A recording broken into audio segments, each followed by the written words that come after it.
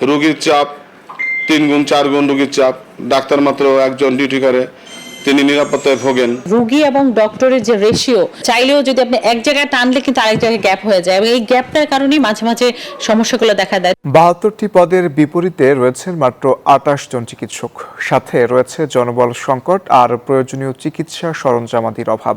ফলে রোগীর স্বজন আর চিকিৎসকের মধ্যে প্রায় হচ্ছে বাগবিতণ্ডা এবং মারামারি।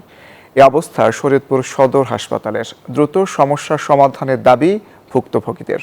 শরীয়তপুর থেকে বিধান মজুমদার, অনির্বাণ তথ্য চিত্রের রিপোর্ট। রোগীর মৃত্যুকে কেন্দ্র করে হামলার শিকার হন ডক্টর নাসির ইসলাম। শুক্রবার রাতে রোগীর স্বজন ও বহিরাগতরা এ হামলা করেন। গুরুতর হয়ে পড়ে চিকিৎসকের অবস্থা। উন্নত চিকিৎসার জন্য এয়ার অ্যাম্বুলেন্সে করে ঢাকায় পাঠায় হাসপাতাল কর্তৃপক্ষ। শুক্রবার রাতে শরীয়তপুর সদর হাসপাতালে ঘটে এ ঘটনা। এ ঘটনাকে কেন্দ্র করে জেলার স্বাস্থ্য ব্যবস্থা নিয়ে ক্ষোভ প্রকাশ করেছেন বসুন্ধরা টিস্যু। অশুদ্ধতার বিরুদ্ধে এক বিন্দুও ছাড় নয় স্থানীয়রা। এই ঘটনাটা এটা উচিত না, কারণ ডাক্তাররা আমাদের সবসময় সেবা দিয়ে থাকে। এরকম হতে চাইলে এই স্বাস্থ্যসেবা শূন্য হয়ে পড়বে। এই জায়গায় চিকিৎসা ব্যবস্থা নাই, যার কারণে দেখবেন যে এই রাস্তার প্রায় অধিকাংশ জায়গায় আপনার বেসরকারি হসপিটাল গড়ে উঠছে।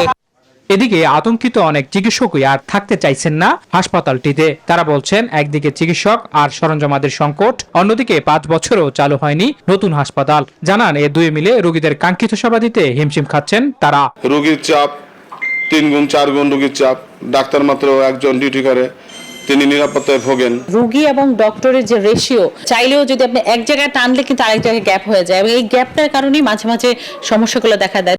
জেলার স্বাস্থ্য খাতের এমন বঙ্গুর দশায় বিগত বর্তমান সরকারকে দোষছেন সচেতন মহল।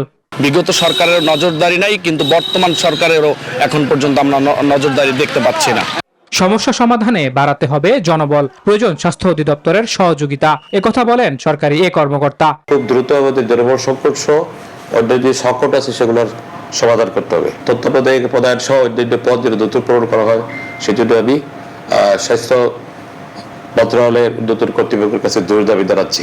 চিকিৎসা খাতের এমন অবস্থার সমাধান চান স্থানীয়রা। Desk report, news 24।